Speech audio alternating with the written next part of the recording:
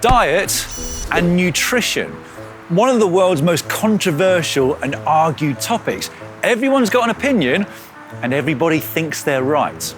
Well, I'm about to add my own opinion by telling you what I eat and drink and what supplements I take and why. Feel free to get involved in the comments. I'm ready for them, I think.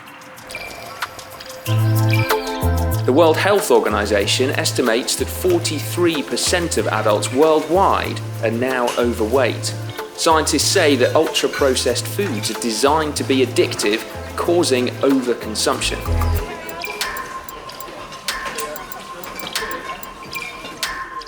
Why is nutrition such a controversial subject? Probably because you can find legitimate science-backed reasons why a certain diet is good for you, but also you can find legitimate science-backed reasons why that same diet is not good for you. It's a minefield, and if even the world's leading dietary experts can disagree, it leaves little hope for the rest of us. So my approach has always been to listen to and read a lot about nutrition and then make my own, hopefully informed decisions based on that information. Of late though, there's one thing that almost every dietary expert appears to agree on, and that is that ultra-processed foods are not good for us. Now, most of the foods that we consume are processed. The mere act of boiling potatoes or steaming broccoli means they're a processed food because they're no longer in their natural state. But ultra-processed food is different. A really good example of this is bread. So if bread is made using yeast, water, salt and flour, it's a processed food. But once you add in colorings or emulsifiers or preservatives that are in most of the bread that we eat, it's suddenly become an ultra-processed food. Why are ultra-processed foods so bad for us? Well, there's a whole load of emerging evidence and studies on this, and some really good books, which I'd recommend reading. One of the best is called Ultra-Processed People by Chris Van Tulleken. Put simply though, one of the key problems with ultra-processed foods is that they're not satiating, i.e. you can eat a lot of them and not feel full. You want more. Now, the Pringles slogan, once you pop, you can't stop, it's entirely true. Ironically, Pringles' marketing campaign for the last few decades has openly highlighted all that is wrong with ultra-processed food. We can't stop, and that's not our fault. What's in these Pringles, A, doesn't fill you up, and B, leaves you wanting more. I mean, I'm using Pringles as an example because of their slogan, but it applies to almost all ultra-processed food. It's very hard to stop eating it. But whilst most of us are aware of the addictive properties of nicotine, alcohol or drugs, very few of us are aware that ultra-processed foods have similarly addictive properties. So one of the things that I have kept a much closer eye on for the last year or so are the ingredients in everything that we buy as a family. So as a general rule, the fewer ingredients there are, the better it will be for you. And I've got a couple of examples for you right here. First up, some different wraps. These are what we use for Jude's school lunches, on school holidays at the moment, but when he is at school. And we found these ones, not affiliated with this company in any way, but if you look at the ingredients on the back, wheat flour, water, extra virgin olive oil, wheat starch and salt. That's all that's in it. I found these ones at the supermarket today, 6 soft kids wraps, are specifically marketed towards kids. And if you look at the ingredients on the back here, there are a heap of them that you won't recognise at all. So the wheat flour, water, rapeseed oil, stabiliser, glycerol, dextrose, acid, malic acid, raising agent, sodium carbonate, salt, emulsifier, mono and diglycerides of fatty acids, preservative, calcium propionate, flour treatment agent, L-cysteine, packaged in a protective atmosphere. So you can see the huge difference in the number of ingredients between these two. Another example I've got for you is almond milk, which you would think can only be made one way. Not so, so 2 ones here. This is the one that I use for my smoothies. Inside this one, ingredients, water, organic almonds, 6%.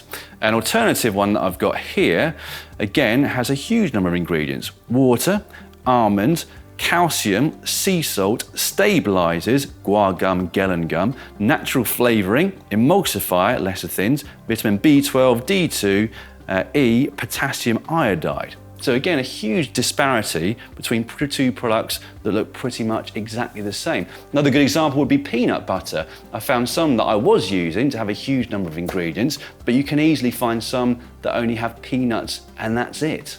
Unfortunately, the products with fewer ingredients can often be more expensive. That's certainly true for the products that I've just used as examples. And that's because they often don't have as long a shelf life as ultra-processed alternatives. Now, I understand and I acknowledge that not all of you have the financial means to buy the best food. It's a real problem that we have in modern society that junk food, fast food, ultra-processed food is often so much more affordable. Hopefully, that will change at some point in the future. Right, could be time to get my helmet back on as I move on now to tell you all what I eat on most days. Just before I do, really important to point out that this is what I've come up with myself for my own current specific needs. I am not a qualified dietitian or nutritionist or doctor. I have, however, acquired a reasonable amount of knowledge over the years, but I've no doubt I'll be learning even more in the future and quite possibly making some changes to what I'm doing right now. Maybe those changes will come because of the comments that you leave me underneath this video. So anyway, here goes. I will start with pre-breakfast. Yes, I've started having some calories before breakfast. There's quite a lot of evidence to support the benefits of intermittent fasting, which means restricting intake of calories to a 6 to 10 hour period each day. But right now, I'm working out at the gym quite a lot with the aim of gaining strength and some muscle mass for reasons I spoke about in the previous episode.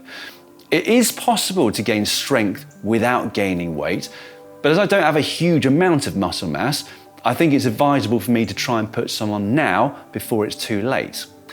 Anyway, in order to gain muscle, you have to either be in a calorie surplus, i.e. consuming more calories each day than you're burning, or have enough surplus already stored in your body. Now, it's not that you can convert fat into muscle, you can't, but that fat can be used as fuel for exercise, which means that more of the calories you consume can be directed towards building muscle. I mean, I'm not bulking per se, bodybuilder's term, but I am trying to consume a few extra calories each day to give my body the best chance of actually putting some muscle on. So I make this the night before and I'll take it to the gym with me about 6 o'clock in the morning and consume it during my workout because apparently protein timing doesn't really matter. Carbohydrate timing does after endurance exercise, but with protein, all you want to do is consume an adequate amount and space that fairly equally throughout the day. What's in it? Well, I'm going to go through it now. I'll start with some almond milk, and then I will put a banana into it. So I'm trying to sort of split it almost 50-50 between carbohydrates and protein. I put the aforementioned creatine in, so 1 scoop is 5 grams. Like I said, creatine is not particularly expensive, so this jar cost me, I think it was £28, I just got it through Amazon. It's creatine monohydrate, but it lasts about 6 months if you take 1 scoop each day, so once you get it down to that point, it's not particularly costly. To get some extra calories in, almost finished this, but this is some peanut butter. Not ultra processed, it's literally just mashed up peanuts in here. So I'll add that into the shake as well. And then I have the whey protein powder. I think this scoop is about 25 grams, so I have slightly heaped and shove that in there as well. Now sometimes I will also add some kefir yogurt into it. Alternatively, you can just top it up with a bit of water, but I'll put some kefir in today. Again, really good for your gut. No added ingredients in it, it's just made from milk, effectively. Probably should have shaken that, I think, before I put it in. And just to finish with some extra calories, I forgot to put out here, give me a second. Some oats. I just shove a few of them in the top as well. And then just put it in the blender. And there we go. I'll just keep that in the fridge and I'll take it to the gym with me tomorrow morning. Creatine is something that Connor is going to dedicate a whole episode to in the not too distant future. So all I'll say today is that creatine is probably the most studied supplement out there, and the more it's studied, the more benefits are found. Muscle performance and strength are the obvious ones, but positive effects on bone mineral density, memory, executive function, and even mood are now being found. And the great thing is that in all the abundance of studies already conducted on creatine, there are very few to no side effects in the vast majority of people. It's a very safe supplement to take with a lot of upside, and it's generally quite affordable too. At my weight, 5 grams a day is all I need. If you're 50 kilograms, you'll need a little less. If you're 100 kilos, a little more. So that's my morning fuel, as it were. I have that at about 6:30 during my gym workout or on my way to work. When I get home from the gym, I'll make Jude's packed lunch for school, a chicken wrap, fresh fruit and homemade flapjack if you're interested, and then breakfast for me and Lorraine after that.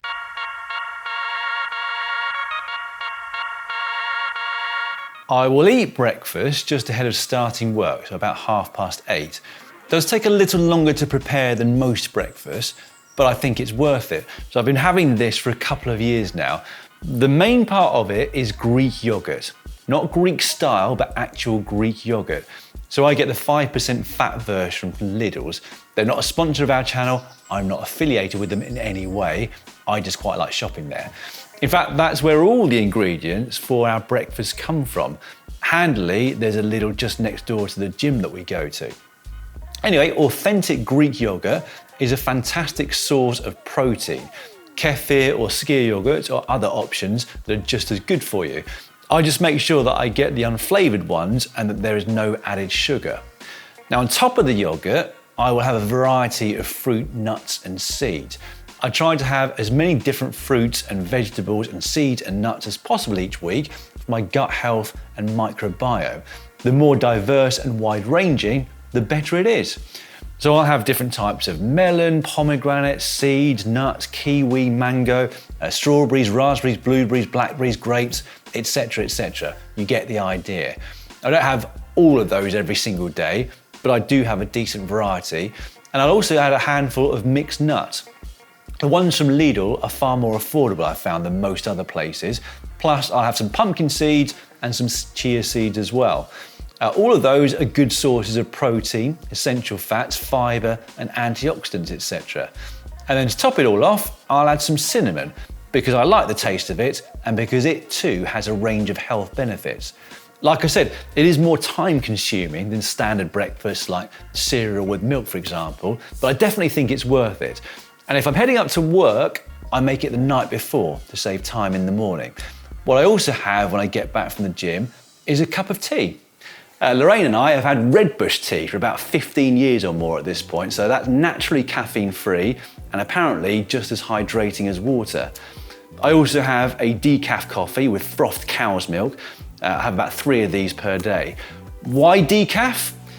Only really because I was trying to get rid of some stimulants that I was consuming at the start of this journey, so I thought I'd give it a go. I felt absolutely no different, if I'm honest. Why cow's milk? Well, I've always had it and I don't feel bloated or have any side effects from consuming it. Next up, 11s. Yes, I do quite often have a snack between breakfast and lunch, and sometimes it's not the healthiest. So I'll often make a chocolate brownie or flapjacks at the weekend. There's a lot of sugar and a lot of butter in both of them, but because I've made them myself using ingredients I've bought and selected myself, they're not ultra processed, they're just processed. So I tell myself, at least, that they're not as bad for me as if I'd bought them at the supermarket. Anyway, if I'm feeling like having something a little more healthy, I'll either have a handful of nuts or some of this 100% chocolate. It's not to everybody's taste, as my family will attest to, but I like it and it's very good for you. For lunch, we will often have leftovers from the night before.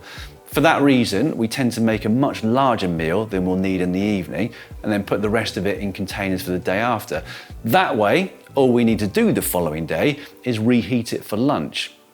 If I do need to make lunch because we haven't got any, it might be something like a 3-egg omelette with tomato, onion and cheese with a side salad, or maybe scrambled eggs on toast. But as I said, most of the time, it's leftovers.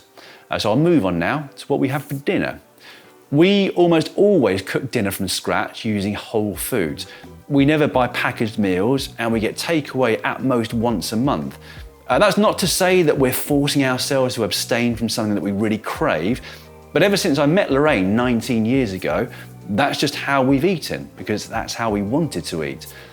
Just before I go any further, I'll say that we are meat eaters. Lorraine has always been quite picky with what meat we do eat, so it'll always be either from our local butchers, or if it's from the supermarket, we normally opt for the organic option. Again, that is not cheap and therefore not affordable to everyone, and I realise that we're in a privileged position from that point of view. And the reason though that we eat meat is because it's amongst the most calorie and nutrient dense foods out there. I think that is particularly important for Lorraine, who's in her early 50s and who doesn't have a huge appetite. It would be really quite hard for her to get the protein intake that she needs without eating some meat some days of the week. Again, I realise there will be alternative opinions on this, and I'm not trying to push this part of as advice to any of you. I'm just explaining what we eat and why.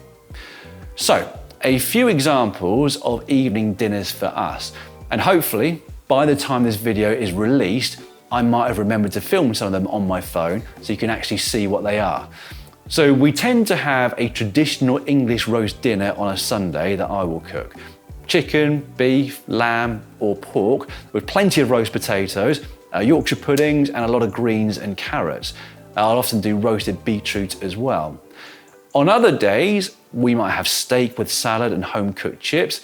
Sometimes we'll have a chili con carne with either rice or baked potatoes. So that can be either with meat or vegetarian bean chili. We might have something like chicken wings with new potatoes and veg. Sometimes we'll have homemade or butcher's burgers with chips and salad. Or we might have a lasagna with a side salad. We also try to have fish one night a week as well.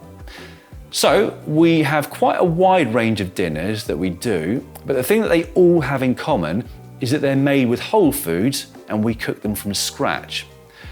We tend to have our dinners at around 6:30 in the evening, sometimes a bit earlier than that at the weekends. And then after that, in the evening, I very rarely snack, but I have started having another protein shake half an hour or so before I go to bed, 25 to 30 grams of whey protein, just to ensure that I'm getting a really good quantity of protein every day. I spoke about the importance of protein in my episode on strength and muscle mass. Before I get onto the supplements I'm currently taking, I just wanted to tell you about my relationship with food and my relationship with food quantities. So I've always been quite lucky in that respect, in that my appetite really closely tracks my levels of exercise. So if I'm training a lot, I feel hungry and I eat more. And there were points during my cycling career where I could just eat and eat and eat and never really feel full. But on the other hand, if I'm not training at all, my appetite plummets. And actually one of the reasons that I started on this journey was because I got to a point where I was exercising so little, I had almost no appetite at all. So I was sitting down for meals and only eating them because I knew I should, rather than because I really wanted to.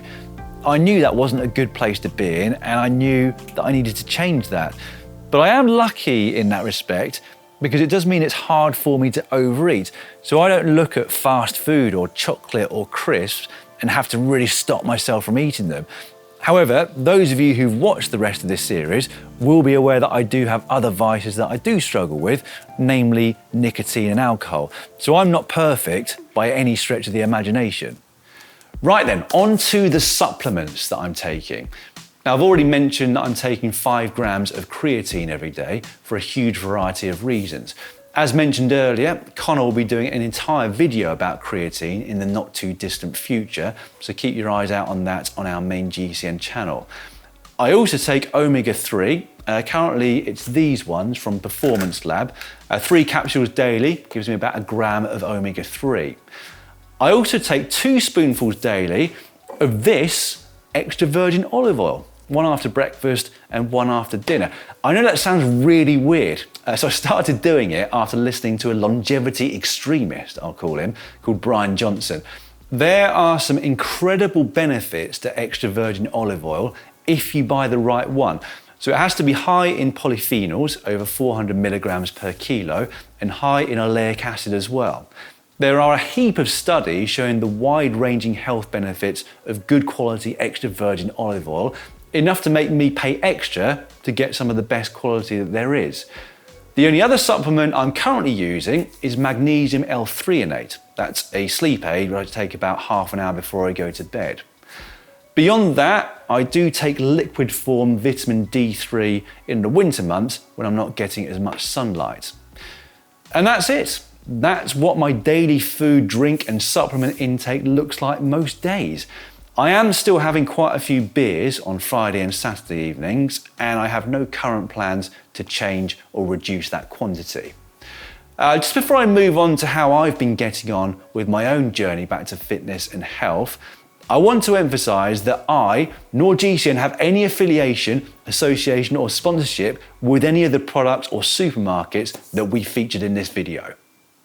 By the way, if you think this video might help anyone that you know, please feel free to share it with them. And if you've enjoyed it, we would really appreciate it if you could click on the thumbs up button that you'll find just down below. So, an update on my own progress.